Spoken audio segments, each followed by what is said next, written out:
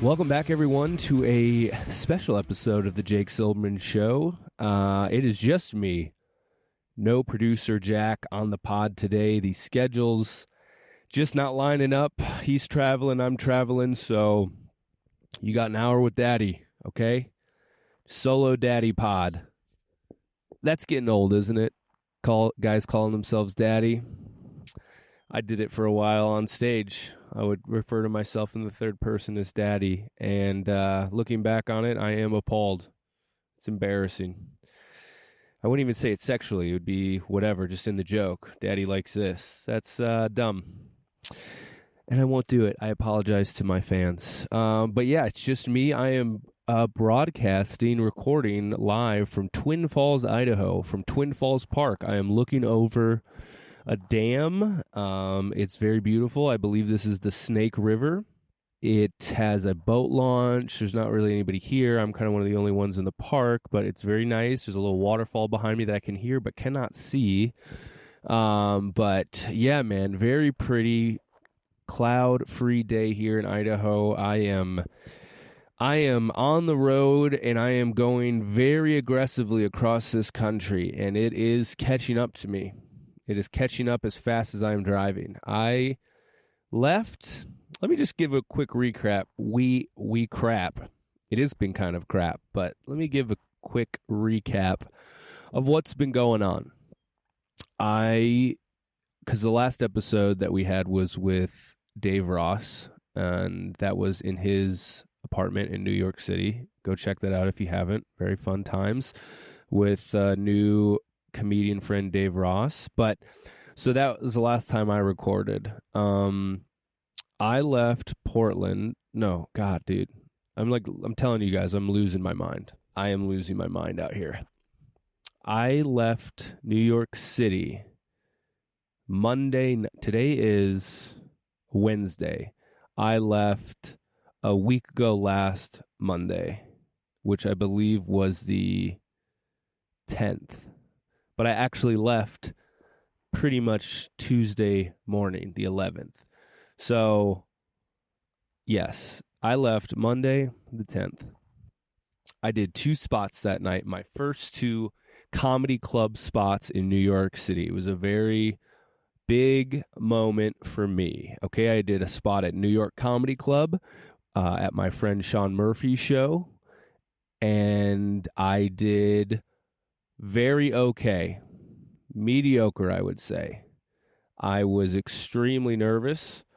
I had pit sweats, kind of had that out of body experience nerves where I don't know. I was just like, for some reason, doing it at a New York comedy club, I was really in my head. It was like an 8-minute spot. The first 4, I was basically just repeating words that I knew. I had memorized the jokes, but there was no soul behind me. It was fine. It was not a bomb. It was just like an okay set. Then I went over to the Stand, and Big J Okerson, who I've opened for a few times, helped me out, hooked me up. He's very nice to me. Didn't need to help me, but I had talked to him a week before at the Stand. I ran into him there, and I said, hey, I moved to New York City. He goes, oh, that's good to hear. I'm glad that you finally made the move. And he was like, text me. I'll get you a spot next week at the club on the Monday night show, which is like, it's called Frantic. It's a show. I think it's free. So a lot of comics are doing it. It's a long show. So I texted him. He said, yeah, meet me at the club Monday. I'll introduce you to the manager. He did that. He said, yep, I got you on. So went over from the Stand, walked to the New York club, did that spot, walked back. The Stand show starts at 10. The manager basically said, you aren't going to be on until like towards the end. So we just kind of hung out. I ran into my buddy Bo Johnson, who was in town. He's a Seattle guy. Met some other New York guys, hung out, and I went up last. I went on at about between 12 and 12:15, I think. So the show started at 10. We're cresting 2 hours. And again, I'm pretty nervous, pretty in my head. Um, did okay again, I'm not. I'm trying to be objective here. It was okay. I said some weird shit that was clearly out of nerves. I was doing a joke, and it was about my dog or not my dog, but the dog that me and the old lady used to have together. She's raising it, doing a great job. But talking about how I miss the dog or whatever, and I said something like, "Hey, who's dog people?" Or maybe I just said, "I miss my dog. I'm a dog person," or some. And this one girl in the front row clapped. And I was so nervous that I just said, "Give it up for the autistic girl clapping," which makes no sense. She was just being nice. She was just being nice. But you know how when you're nervous, you just say weird shit. You just say shit that she's not autistic. Even if she was, why would I make fun of her for being autistic? It doesn't bother me. Never had a problem with the autistic people. Okay. They're proud people. Never had a problem with somebody who's autistic. Okay. Um, but I just blurted it out, and she was like, "What?" I was like, "I'm so sorry." I just did the immediate, like, I don't know why I said that. And it was just raw nerves, dude. It was just like my first time again. And I think it was just, kind of heady. I was doing real spots in New York City for the first time. You don't want to let anybody down. You think maybe if they like you, you'll get past at these, whatever. All that shit goes through your head. The set went fine. It went fine. I was the last guy up. It was good stuff. There was definitely some people in the audience who clearly wanted to leave probably a long time ago, but we were being polite. You could just look at some of their faces and be like, "I'm exhausted. I didn't realize I'd be here till 12:15."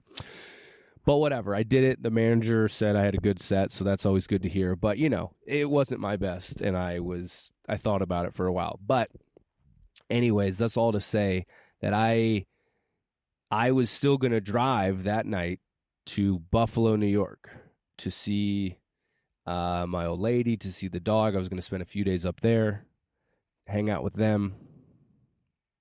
And I just was going to drive a few hours, crash in the van, and then finish the drive to Buffalo the next morning. I had a show, Buffalo, Tuesday night, the 11th.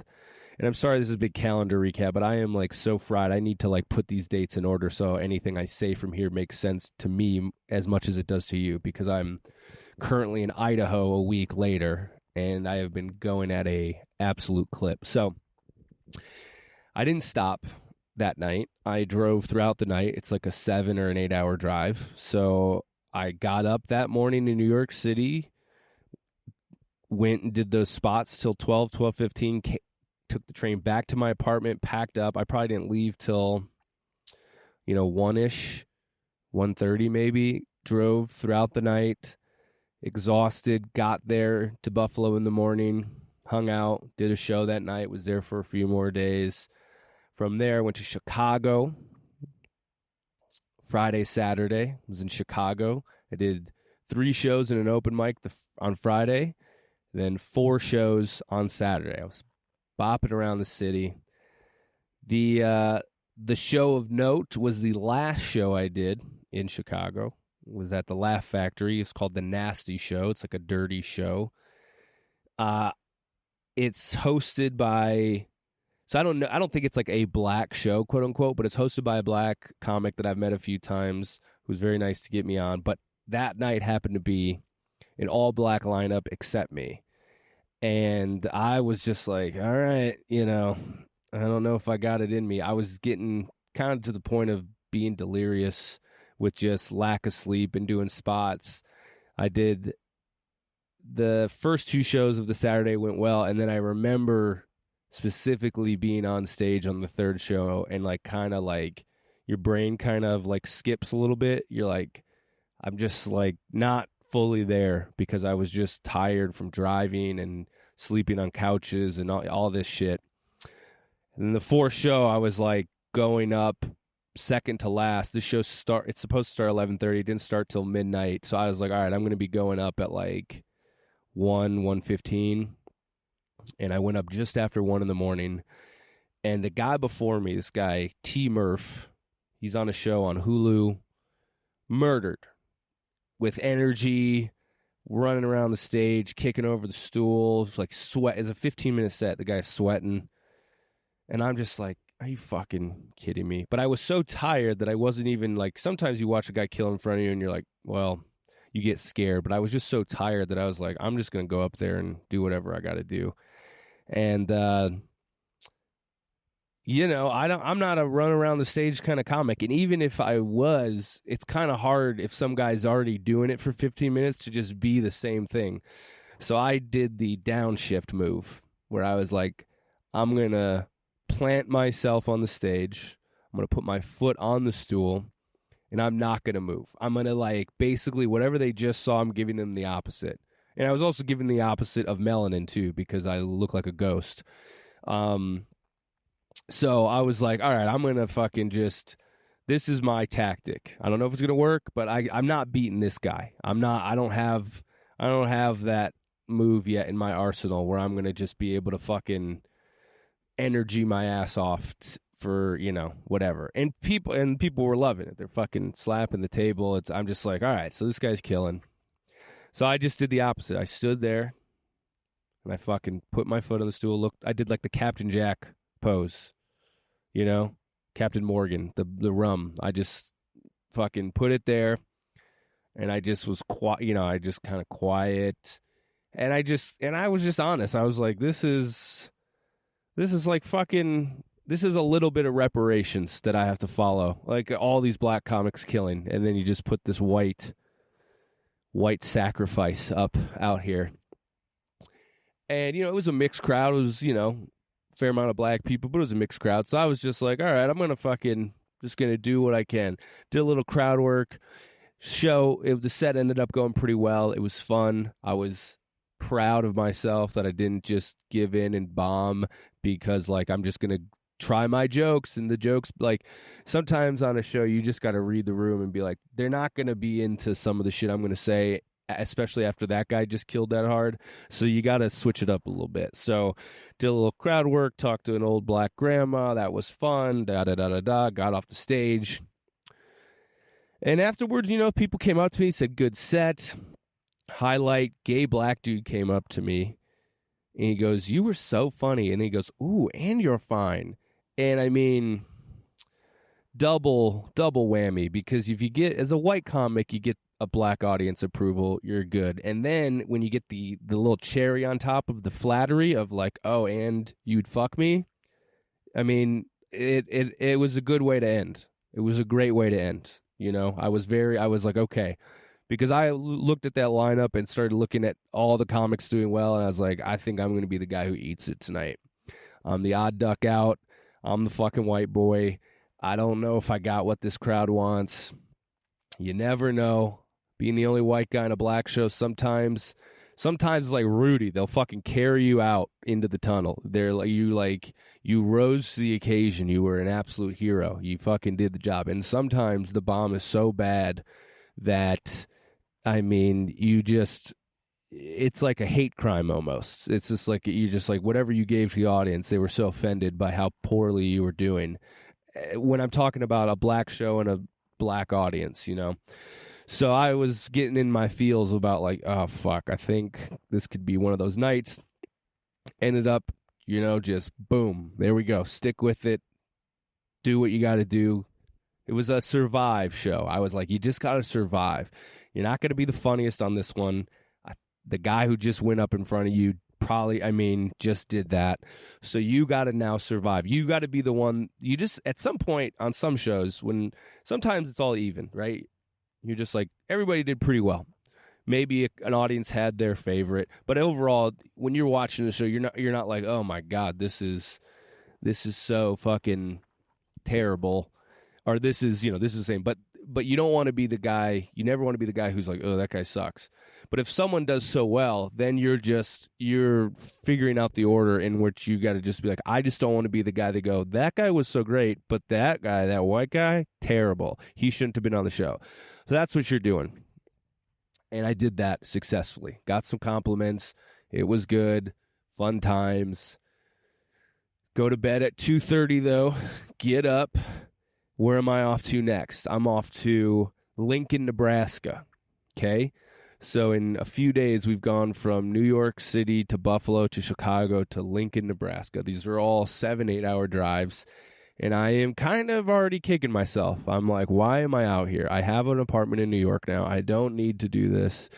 This is a lot of driving for, again, maybe break even money at the end of the tour. Maybe I'll make a little bit, but depending, have I mean, it ain't fucking rolling in the Benjamins on this one. So I'm doing this show.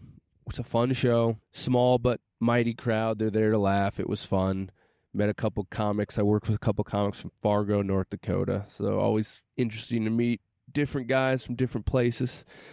And it was good. It was a good show. But again, I'm fucking in Nebraska. I don't know any Nebraska. After the show, get a calzone with these boys. Go to a calzone place. They have this deal where it's only online, but if you order 4, it's for $20. But if you order in shop, it's like double the price. So we had to sit in the restaurant with this local guy who hosted the show, and he ordered us calzones on the app that we picked up in the store and just ate in the store. This is the modern world we live in, is that the app is cheaper, but you have to do it on the app. You can't tell the lady, can we just do the 4 for $20 deal? She's like, no, you have to do it on the app. So we do it on the app. Have a calzone with these bad boys, have a few yucks, good times. And then I'm like, all right, well, I'm going to hit the road because I have to go to Sunday, Lincoln, Monday. Where am I in Monday? Jesus Christ, guys, I'm telling you, I'm like, I really have no clue where the fuck I am. Monday, where was I? Lincoln, Monday. What it says, Idaho. Oh, Denver. Jesus. You understand? That's another 7-8 hours. I'm like, fuck that. I'm going to do at least a couple tonight. I'm going to get a couple out of the way. So, like, the drive is more like wake up and do 5 instead of wake up and do 7.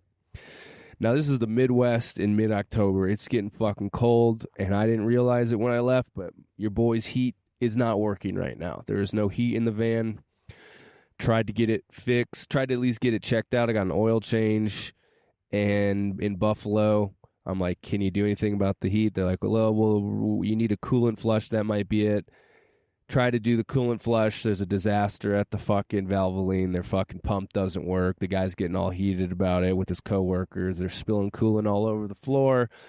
And he's like, sorry, we can't do the coolant. So I'm like, all right, fuck me. It is freezing in this fucking car. Driving, I'm seeing my breath. I'm all bundled up. I don't know if you can hear it, but we got some old timers cruising by on their Harleys, looking out at the water. I don't know if you can hear the putt-putt of that Harley going up the hill, but that's what that was if you heard it in the background. But it is freezing. I'm seeing my breath. I'm in my fucking down coat, shivering. Do about an hour and a half, stop in this gas station somewhere in Nebraska. I don't know where the fuck it is. Just pass out there. It's like an igloo, man. I mean, I just had to basically hot box the inside of my blankets with my breath, which feels like you're poisoning yourself because you feel like you're just drinking in carbon, you're like breathing out the old CO2 and you just feel like you're breathing it back in when you do it. But it was so fucking cold that I had to. Also, I've crossed this country so many times that I think I've been to that gas station in Nebraska before. Like it's all this shit is like deja vu. I'm coming across and I'm like, I pull in, I'm like, I swear to God, I've been to this one. But they're all these Pilot or Loves, all these gas stations that look the same. You're like, I'm pretty sure I've been here before. So I park, I sleep for like 5 or 6 hours, drive up to Denver, finally get to Denver like during the day, hang out at my buddy's house, just chill, do a show. I am on stage, and I'm telling you, I am leaning against the wall. I am so fucking tired. Like, I am not really... It's an 8-minute set. I mean, it's not that long. And I am so tired that it is like... I have no energy. I'm not given any energy. I'm just like, kind of... My brain is like... It's misfiring. The spark plugs are missing because I'm just so fucking tired. Do the show. Show's fine. Whatever, At some point, it's kind of nice to know you can just put it into autopilot and at least get through. Like, it wasn't my greatest set, but no one was like, oh, he bombed. It was like, oh, people said, hey, you were funny after the show. That's all. Sometimes it's like you want to do every show. You want every show to be your best, but you realize, I've done thousands of shows in all sorts of different venues, and some nights you're just fucking off, dude. Your body is the tool that you are playing in some way. That's all it is. It's just you. Your body is the fucking instrument, and this instrument is not tuned up right now. I'm so fucking tired. Do the show, go back. The next day, I'm supposed to drive to Salt Lake City from Denver to Salt Lake, which is another fucking 8 or 9 hours.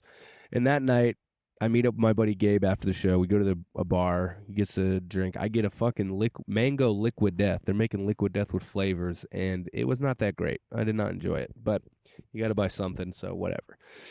And I'm talking to him, and I'm just like almost falling asleep at the bar. I'm so exhausted. And then I'm just like, in my mind, I'm like, there's no way I'm getting up at 8 or 9 and driving 9 hours so I can get to I was supposed to do like an open mic at the comedy club. It wasn't even a paid show. I was just going to do a free open mic just to because I needed to do comedy every night on the road. I feel bad and guilty if I have a day with no spot. But I'm just like talking to myself. I'm like, dude, you're going to crash if you do this. You're just getting crashed. I was already feeling kind of sick. You could probably hear it in my voice. I'm not feeling that great right now with the stuffiness and all this shit. So I'm like, fuck this. I'm sleeping in. I'm going to take my time to get to Salt Lake. I'm not doing it. So I ended up staying in Denver till like almost 3. I slept in, made some food, just like low key regeneration day. And then I still got in the car, drove to, I ended up not even making it to Salt Lake. I made it to Provo, which is where BYU is. Big Mormon town, big Mormon school. I've done comedy in Provo before, and a lot of the comics on the mics and the shows that I did were Mormons. And I think I remember I was making fun of Mormons, and they were like, I'm Mormon. I was like, oh, I'm sorry. I didn't know that you could have a good time and believe in all that shit. But apparently you can. Apparently you can make fun of how crazy the universe is, but also have very strict beliefs about the metaphysical nature of this universe, and you can wear weird underwear, and you can still be like, isn't dating crazy when you're trying to be a sister wife? So I don't know. I just remember looking at a girl. I was like, oh, it's crazy. There's so many fucking Mormons in this town. She goes, yeah, I'm Mormon. I was like, I'm sorry. I didn't get that. I'm sorry. I didn't understand that you're doing that. But whatever. There's Jewish comics. There's Christian comics. There's Mormon comics, So I guess there's Muslim comics. So I don't know what I was thinking. Just Mormons, they just seem kooky to me. They don't seem like they'd be with the jokes. But I don't know. I guess when I think about a lot of fucking religions, don't seem like they'd be about jokes. So I don't know. But anyways, I met some Mormons there last time. So this time, I literally showed up at like fucking 12:30 or 1. And where did I sleep last night? Oh, I slept at a 24-hour, or no, I slept at the Planet Fitness parking lot. I went in, brushed my teeth, washed my face at the Planet Fitness, passed out. Actually slept till like 9, which is rare in a parking lot. Usually because people are going to the gym in the morning. I woke up like 7:30. I was like, fuck this, I'm not getting up yet. Slept in 9:30. Good sleep. Which brings me to this moment here in space and time where I'm in Twin Falls, Idaho. Looking at now a man has arrived. He is fishing off the dock. And I'm still sitting here podcasting. So I know that was like 25 minutes of me recapping. But I just felt like I had to get it out there. The people who listen to this show, I imagine, are somewhat interested in what I am doing. And, you're catching me at a moment of deliriousness. Hilarity. I don't think it's hilarity. I'm tired. And in some way am a bit regretting doing this tour like this. But I have some dates coming up that are going to be fun. Just the middle of the country is hard to book. You're in Salt Lake on a Tuesday. There's not a lot going on. And I have not enough name to get people gathered to hear my jokes. So I have to go with what's out there. And sometimes it's just an open mic. But I didn't make it to the open mic. But tonight in Boise, I'm headlining a show. Thursday, I'm headlining a show in Pasco, Washington. Friday and Saturday, I am featuring at a club called Joker's Comedy Club in Richland, Washington, which I believe is inside of a bowling alley. So your boy is doing well, okay? He's doing well. Big New York City comic doing comedy inside of a dumb bowling alley. Not even headlining, featuring, my friends. But I want to tell you this, Thursday, Friday, Saturday, all the gigs come with a hotel room all to myself. And I cannot tell you how fucking stoked I am for that. We're talking heat. We're talking bed. We're talking zero guilt for staying in the hotel room all day. In the van, you don't want to hang out in the van. There's really not much going on in the van. So you're either driving, which I've been doing. But on shorter days, if you get to a town, you're just kind of out in the town. The hotel is so nice in comedy because you don't feel guilty about bullshitting your day away because you have a show that night and you're there for work. So you're like, I'm resting. I'm going to shower. I watch cable TV, which is like now a novelty again. I'm looking at ESPN in real time. It's fun. And, you go get some food, you come back, you eat the food, you hang out, and then you get ready for the show. The nerves start picking up a little bit. You do the show, come back to the hotel room, and you just know, I'm done. I'm fucking done with the evening. So very much looking forward. This is the last night in the van, and then we got hotel.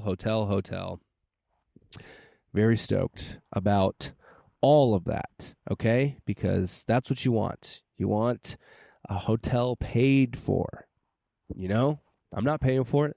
It's all paid for. All I got to do is fucking check in, nap. Oh my God, guys, like you can't even tell how happy I am just thinking this thought about being in a warm hotel room versus the cold van with no heat and no heater. I had a propane heater that I could have brought, but I left it in Minnesota because I was like, I won't need this. Totally kind of forgetting that I'm on the road for 3 weeks in the middle of October in the Midwest where shit gets cold real fucking quick. So, yeah, that's where I'm at. Now you are all up to date. You're up to date, okay? You're up to date. Aren't you happy that you are up to date with my schedule? Basically got a 25-minute update on my life and schedule. But hey, that's what this is for, I'm on the road. I am exhausted. And, but life is still good. I made these choices. I'm happy overall with the choices. And after this, and I will tell you, being in New York City for 2 weeks and then going out where there is not 8.5 million people surrounding you, it's kind of nice. I kind of like grass and trees and air and not trash and not piss and not shit and not crowded subways, I'll be frank, I'll have to get a bit used to that, living in an environment that is that crazy. It's a lot of fun, it's very exciting, but then you get out and you're like, wow, this is also kind of nice. I mean, I'm just listening to a waterfall, watching a man fish right now in a canyon. Pretty fucking sweet. Pretty sweet. No one is threatening to throw me onto the tracks, which I see almost daily. Somebody get thrown onto the tracks. Follow a couple Twitter accounts that detail some crimes in New York City, and it's people are getting pushed on those subway tracks. So, yeah, watch your back out there. And, I haven't really been paying attention to the news because I've just been driving, but I will say I know Kanye is in the news. Kanye West. The Jews have lost Kanye West. Who would have thought, huh? Didn't see this guy coming. I know this is, it's crazy, right? Did we do something to Kanye that I don't know about, I don't know. I'm only one Jew, so I've never met Kanye. I did not buy any of his albums, so maybe he's mad about that. Maybe he wants to go DEFCON on all us cheap Jews because we didn't buy his music. To be fair, I have not listened to the majority of his music. I like a few of his songs, but I would not say I'm a Kanye West fan. I don't know enough about him. I don't know enough about the music. I remember when he had that song, when he broke his jaw and it was wired shut. I think it was called Through the Wire. That was like in high school. I think that came out, or middle school. My friends were really into it, and I was like, this is not really for me. I don't really dig rap that much. But we have lost him. The Jews, he is not an ally of the Jewish people. And there's a lot of chatter about Kanye, what we should do, how we should react, both people and Jews alike. And here's just my opinion since you're here listening to this podcast. Just a few thoughts that, are somewhat thought out, but maybe if someone says something to me and I rethink it, I'll think a new thought. But here's what I'll say. Kanye West tweeting out, tomorrow I will go DEFCON 3, I believe. I don't know what level. I think it was 3. I'll go DEFCON 3 on the Jewish people, but you can't be mad at me because actually blacks are Jewish. He says something to that effect. That was really the only thing. I know he's done a bunch of interviews since then. I have not watched them. I probably won't watch them. I don't really care to watch them. It doesn't seem a great use of my time. But I will say this. I've seen a lot of people online say, hey, what he's saying is bad, but you got to remember he's mentally ill. He's bipolar. He's got some very serious mental health issues. And so we can't really totally blame this on anti-Semitism. He's actually just kind of crazy right now. And to that I say, I don't buy that. I don't buy that, at least in terms of this. If a famous, because if you switched races, I don't think you would be getting that excuse. If a white celebrity, who's like a huge white celebrity? Man, I don't know who's like big as Kanye. I mean, maybe let's say Harry Styles. He's like huge right now. He's a lot younger, but he's a huge white celebrity. And if all of a sudden he tweeted out, I'm going to go DEFCON 3 on all the black people tomorrow, and he had a history of mental illness, I do not think you'd be getting, well, I know what he said was racist, but our boy Harry has some serious mental, I don't think you would get that. I think people would just be like, cancel his ass, he's racist, he's got to go. So I find it a little weird that we're supposed to give Kanye a little bit of mental health credit because he may or may not have mental health issues. Maybe he does, and I hope he gets the help. I'm just saying I don't know why I need to overlook that because he's not with himself right now, because I do not think we would be saying overlook this white celebrity if they said the same thing about black people. Probably just blacks. If they said it about Asians or Latinos, I don't know. America always has different ways of viewing racial incidents when it's not the classic black v white title fight. So I don't know how they would react if Harry Styles would go, I'm going DEFCON 3 on all the Chinese people. I don't know what we would say. But I do think if our boy Harry Styles said the same exact words except you switch Jews with blacks, and then he even said, like, I'm black because my ancestors are also from Africa, or whatever he said. I just don't think you would get a lot of people on Instagram and Twitter be going, hey, I know what he said was bad, but listen, the guy's kind of crazy. So does he hate blacks? I don't know. We don't know what he really feels. But I've seen a lot of people say that about Mr. Yee. And I don't know. I don't think that's right. That's just my personal opinion. It's just as an observer over the last couple decades and specifically the last 5 years of racial tension in this country, I would think that we would have a different response to a white mega celebrity saying something like that. Who knows, though? I don't know. I don't know if I'm right, but that's what I think right now. That's what I think. So, also kind of crazy to think that now the Nazis might have Yeezys. Now maybe they look at Kanye as a strange bedfellow, like, well, this guy's black, but he does hate the Jews, and they are our number one thing. We hate the Jews over anybody. Can you imagine how terrifying it's going to be hunted down by Nazis in Yeezys? Those things are so quiet. They're cloud-like. They don't make a noise. They're cushiony. They glide. There might be a way. I might get curb stomped by a Nazi. I look up and the last thing I say to him is, hey, man, I wish you wouldn't do this, but you're doing it with a hell of a lot of drip right now. Okay? You're looking clean. You got the Adidas tracksuit, and you're about to. You might have to hit my jaw against the cement a few times because it might be so cushiony on the top with that 3-inch memory foam that you're running around in. Okay?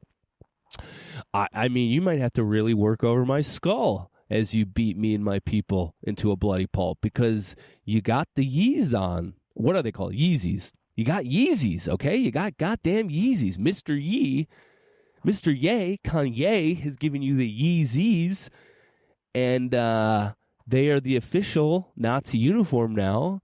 And I mean, Nazis are big into uniforms. We've always known that. Okay, they love a well-dressed man.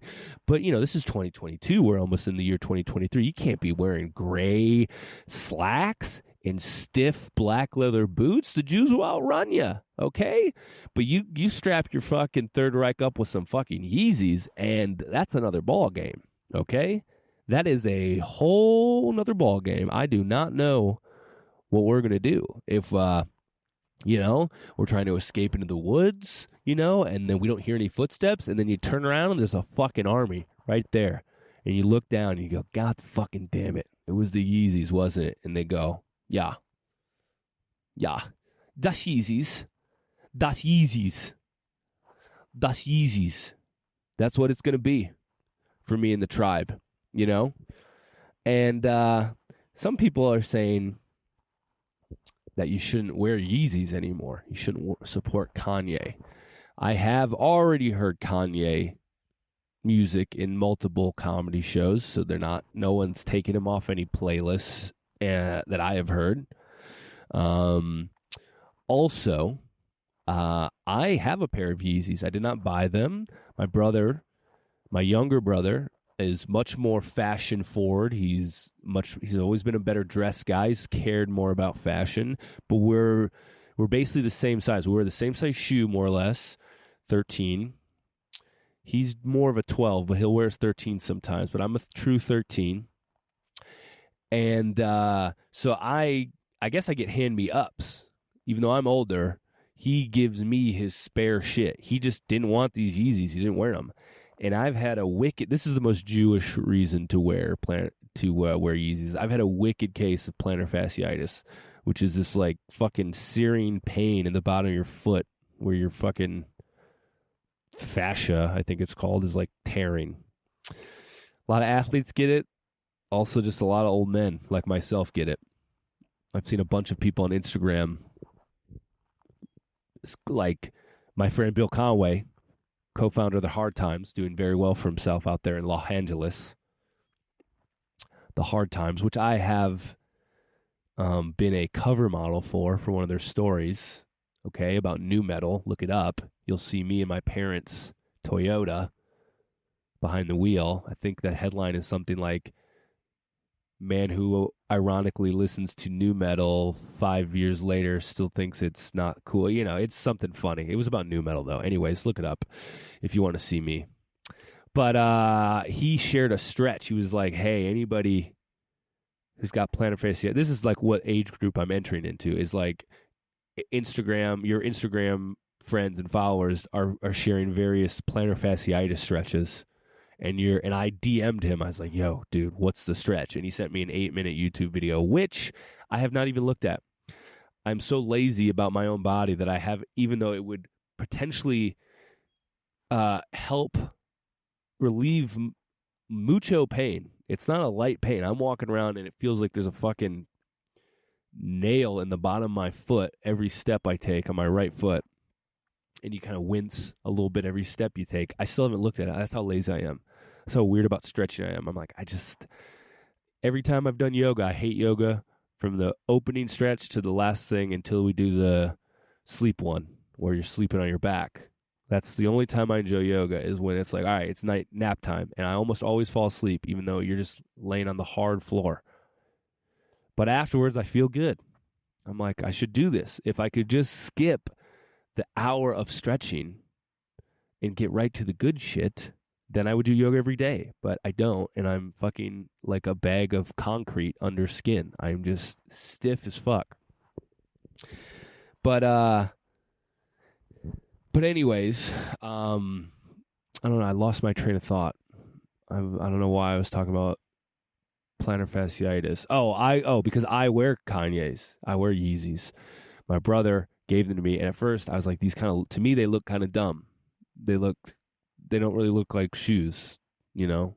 They look like they kind of look like those water wings when you couldn't swim as a kid, but for your feet.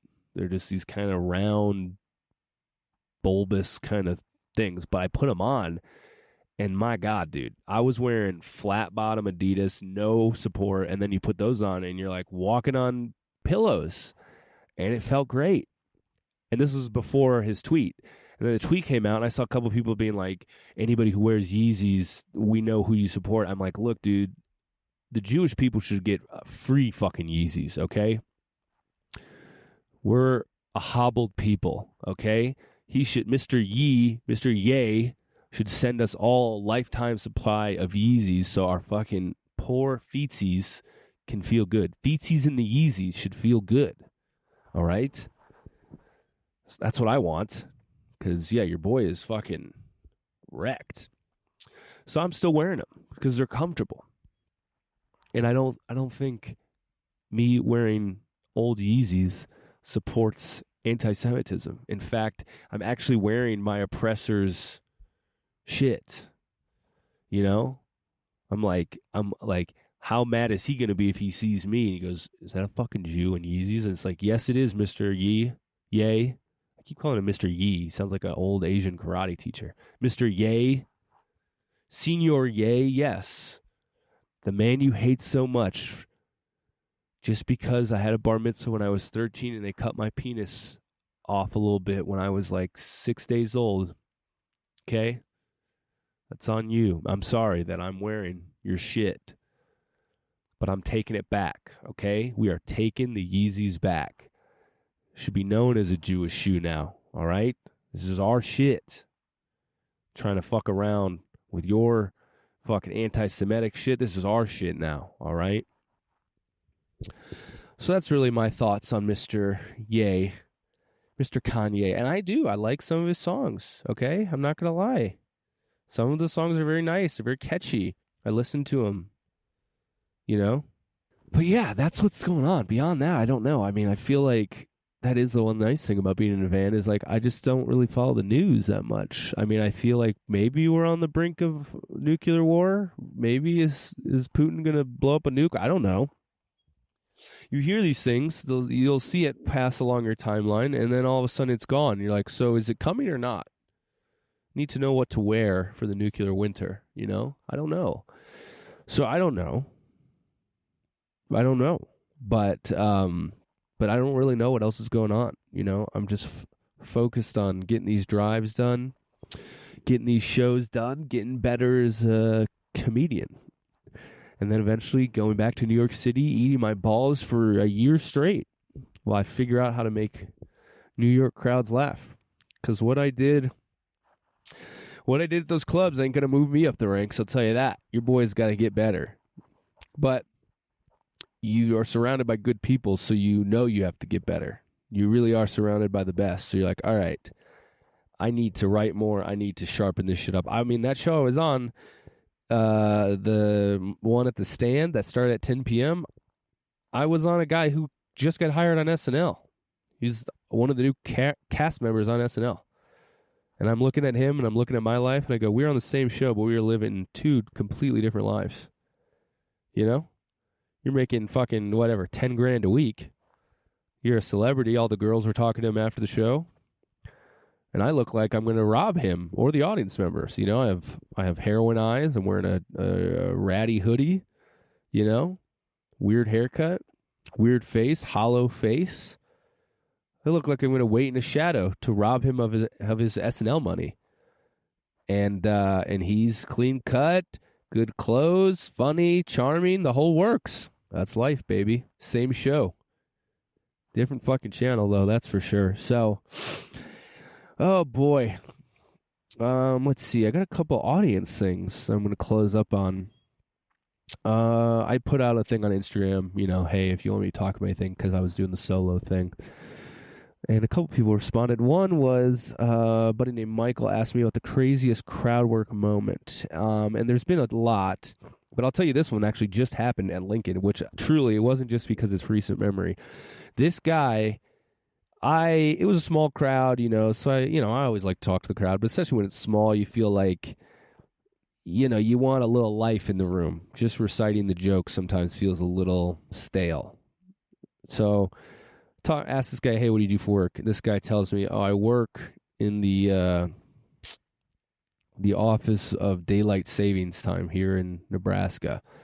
And I go, that's a real job? He goes, it's a real job, salary, benefits, a lot of educational work. He's talking about circadian rhythms, about when the time changes, people getting more accidents because they lose an hour of sleep, da-da-da-da. I'm telling you, man, this goes on for 5 minutes. And then I ask him, like, do you have a college degree? He goes, yeah, I have a master's. And I was like, that's crazy. You need a master's to teach people about daylight savings time. And he goes, yeah, I have an emphasis on the fall back part, not the spring forward part.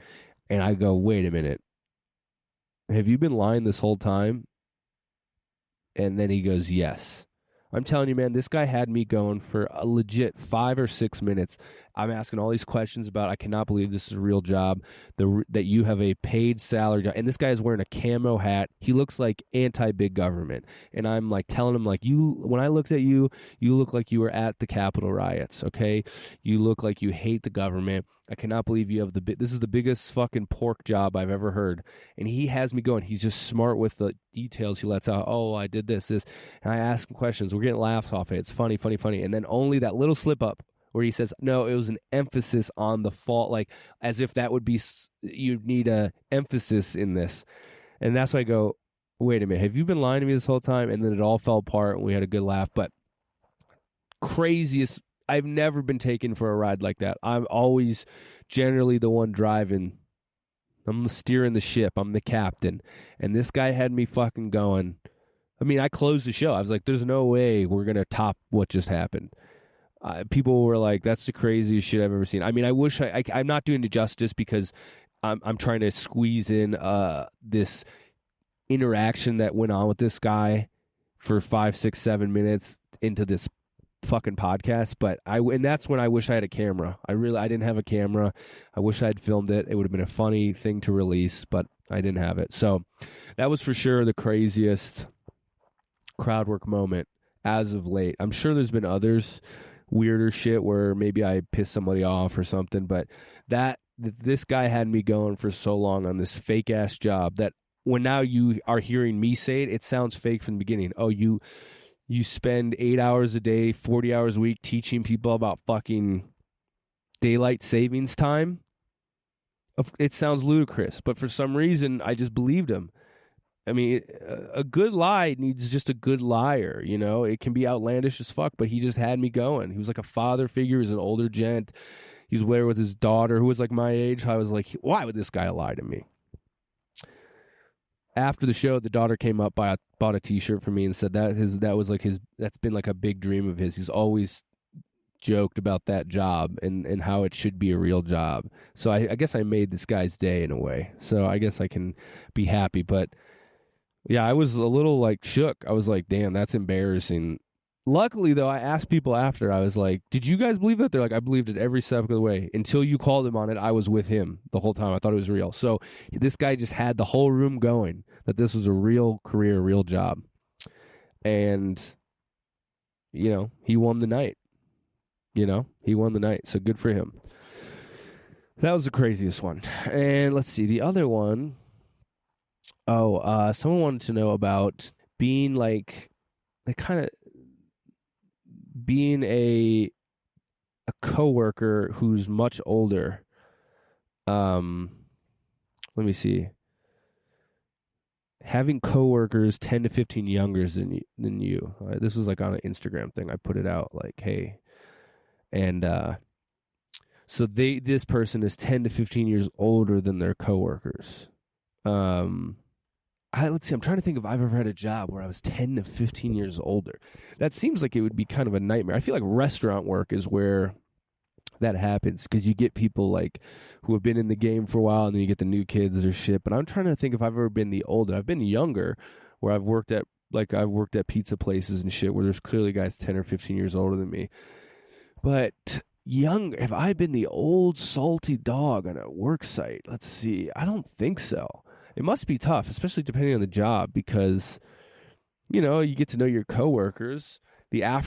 Some jobs, like, you go hang, you go de-stress at a bar, and if you're 15 years older than these people, you're like, what the fuck am I doing here, I guess comedy is like that in some ways. Sometimes, I'm 35, there is a 20-year-old on a show, and I am 15 years older, and I'm looking at him, I'm like, that's crazy that you and I are doing the same thing, and I should probably be put out to pasture at this point. I feel like some of these shows, more and more, I just feel like an old, out-of-touch man. Just by age, not even by like what I'm talking about versus what they're talking about, but just like I look at them, I'm just like, you are young, you're the future. I'm dead. I am a crypt keeper. I am a zombie walking around amongst the ruins, But I don't think I've ever had that, and that must be tough in some ways because you feel. Depending on the career too, you feel, am I too old to be here? Am I too old? Is it weird that I'm here? Should I be doing something else? If these young kids are doing this, like, what does that say about me? But I don't know. At this point in human history, dude, all that shit I think is kind of garbage because, it just seems like the clock is damn near touching midnight right now, and the doomsday clock. So I'd say just don't worry about anything almost at any point, Kind of hit me as that going up after that black guy at that black show, kind of like I was in a zen moment. I wasn't really scared because I was like, this doesn't really matter. This is just one show. And that kind of got me through it, And you kind of need that. You kind of need that zen attitude about all this shit because it really doesn't. You're there for a fucking paycheck. This is most likely not what you're probably even trying to do, whatever this job is. You're just there to get that fucking cheddar. So if there's young cats that are doing it, maybe they're advanced, maybe they're just lost too, and they're like, I don't know how I ended up at this job. Maybe they're looking at it like, when I was 10, I didn't think I was going to be 20 working at this fucking place. Maybe you're 30, you're 35, you're like, when I was 20, I didn't think I was going to be working this place. Most people don't want to be working any place, okay? So I don't think it fucking matters, man. We all faced our mortality the last few years, and it seems like we're facing it more and more every day. So fuck it, Say, what's up, young buck? Here's some advice. Do whatever the fuck you want. Life is short, and the good times in life are even shorter, okay? So have fun out there while you can. I was talking to a friend the other night. Seems like she's in a marriage that she doesn't really want to be in anymore, but she's worried. They got kids, She doesn't know if she can pull the old divorce card. She feels like it might fuck up her kids. She has all these questions. And I was like, look, she's my age. She's 35. I was like, you're 35. What's really the good life? What's really the good years that we all have, 15 years, me and this girl will be 50 years old in 15 years. And I was telling her, I was like, if you're 50, you want to look back these last 15 years and be like, God damn, dude, I just kind of stuck around in this marriage that I'm not in love with this person anymore. I don't want to be with this person anymore. I think you gotta pull that trigger. You gotta do what's best for you because, man, you're 60, 65. You can still have a good life. I'm not saying it. You see plenty of people fucking rocking it, 60, 65, 70. There's people doing it big, But when you still got the youth somewhat in your body, in your soul, don't squander that shit, fuck. I'm living out of a van, but I do feel like I'm fucking at least going for it. Even if I feel exhausted, like I've been telling you guys for the last 47, 8, 9 minutes. I'm still glad I'm out here. I'm fucking pushing it, all right? I'm learning. I'm doing it. I'm getting through the fucking hard times. I'll look back when I'm 50 and go, that's crazy, dude. You were sleeping with no fucking heat in a van in the middle of Nebraska at a gas station at 2:30 in the morning, Spend a little extra time at that urinal taking a piss to warm your bones up before you fucking, suck down your own CO2 in your little sad blanket igloo, That's fun. It was a good youthful memory. You don't want to do that now. You're 50. You've worked so hard, you don't have any roommates anymore. Good for you, buddy, So that's the advice, folks. And with that, I think that's going to be the podcast. Been an interesting one going solo dolo. No producer Jack, but we'll see. I think I might have to have a guest next week because I think Jack and I are going to be ships crossing in the night. I think he's going to be in Oregon when I'm in Oregon, but we're going to be on different side of the states. He's working, I'm working, so we'll see. We might get a Portland comedy guest. We'll see what we want, but today's Friday. If you're listening to this on the day it comes out, I am in Richland, Washington at Joker's Comedy Club. I'm featuring here Friday and Saturday, and Sunday through Thursday. Sunday, October 23rd through Thursday, October 27th, I am in the old stomping grounds of Portland, Oregon. My last trip there for clearly the foreseeable future. You know, I'm a little anxious about going back again. I was just there a few months ago. I don't want to be one of those people who keep showing up in their old scene, but I got gigs on the West Coast. I'm doing shit. And I know I got some people who are coming out, and you know, the people who I love, and the people I don't like, I hope I don't see. You know, that's all I can say about Portland right now. It definitely gives me some anxiety, a little weird head thoughts. But I am going to be there. And Sunday, October 23rd, I put a last minute show together. I'm very proud and happy that we were able to get this done. It's over at Old Town. I always think it's either Old Town Brewing or Old Town Brewery, but it's on Northeast MLK. Probably while you're listening to this, the tickets are gone. There's only 5 left right now. It's a 50-seat capacity. If you weren't able to get tickets and all of a sudden your night is free, you got to send me a message on Instagram. We might have a few extra seats available, but the guy who helped me put it together said it's a pretty tight space up there, so I don't know how many we're going to be able to get outside of that 50, but hit me up if you didn't, for some reason, get tickets. The tickets are free. They're on Eventbrite. If for whatever reason there is a ticket left by the time this comes out, but I do not think that's going to be happening because they've been getting gobbled up. They're free tickets. It's a donation-based show. We're trying to get some, donations from people, but just wanted to get a show happening. And we did. So it's Jake Silverman and Friends, Sunday, October 23rd, 7 to 9 p.m. at Old Town. I'm going to say Brewing. I think that's what it's called, but it's on 5201 Northeast MLK, I believe, right next door to Curious Comedy Theater. Not too far from my old house where I used to live. But if there's still tickets available, come to that. If not, I'm doing spots all over town. All the dates, I believe, now are up on my website. I have shows Sunday, Monday, Tuesday, Wednesday, Thursday. Thursday, I'm doing 3, potentially 4 spots around the city, so you can catch me there. Friday, Saturday, I am in Eureka, California, headlining the Savage Henry Comedy Club down there with old Chris Durant. Come out. If you got people in Northern California, send them my way. 1 show each night, Friday, Saturday, 8 p.m. at the Savage Henry Comedy Club.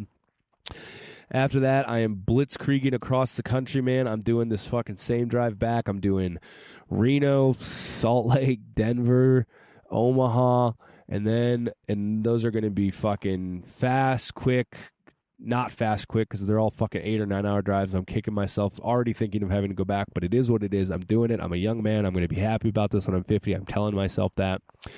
And then my last road dates of the year and probably for the foreseeable future, probably not doing a lot in 2023 because I am going to be addicted to the New York City comedy grind. I am going to make myself a good New York City comedian where I am known in the scene, and that requires time and patience and hard work in one location named New York, New York. So my last gig, road gig outside of New York City, unless something crazy comes up, which maybe it will. Maybe some guy goes, hey, I'm doing a world tour, and I want you. For some fucking reason, I want you, baby. You're the guy who's going to fucking kick this thing off. I am headlining the Comedy Corner Underground, Minneapolis. That is the first weekend of November. I am pulling up my calendar now. It is November 4th and 5th. Friday, November 4th. Saturday, November 5th. It's my hometown. I've never headlined this club before. I've headlined CCU. I've headlined Sisyphus, sorry. Now I'm headlining CCU. So I'm excited. Excited to do that. So obviously, if you're Minneapolis folks, come out Friday or Saturday. There's a show each day, 8 p.m. Let's pack that place out, okay? Let's show them the hometown kid can do it, all right? And hopefully I'll have good sets because I don't want to bomb in front of my hometown. And after that, I'm flying back. No more van. I can no longer say I'm a van lifer. No more van comedian. The van will be parked in Minneapolis, Minnesota at my parents' house. They have graciously allowed that fucking pedo fucking mobile to sit in front of their house for the foreseeable future. I will no longer have a car. I will not be tethered to any type of vehicle. I will just be a guy who rides the subway in New York City and lives in Astoria, Queens, in a small, dingy apartment where I go, am I making the right decision by being here? And I go, well, let's just go out into the city and go to fucking work, okay? So that's how I deal with those thoughts. Anyways, folks, you guys are the best. As always, please, please, please, please give a 5-star rating. Go give us a typed out review. Say this podcast is the best podcast. It does help with the algorithm. We are trying to make this thing bigger. We're trying to get bigger guests, bigger things that we can do. Who knows where the future will take us? You guys are the greatest. Come out to a show, come say hi, follow on Instagram, follow on YouTube, all that shit that makes the thing. I'm trying to make 2023 a year where I put out more shit. I'm trying to put it into the universe that I will put out clips on the internet regularly. I will be a better podcaster. I will be a better comedian. Thankful for each and every one of you who listens, who helps out in any way you can. I hope to see you out on the road or sometime in the future. Hope you are well, and we'll talk to you guys next week. Peace.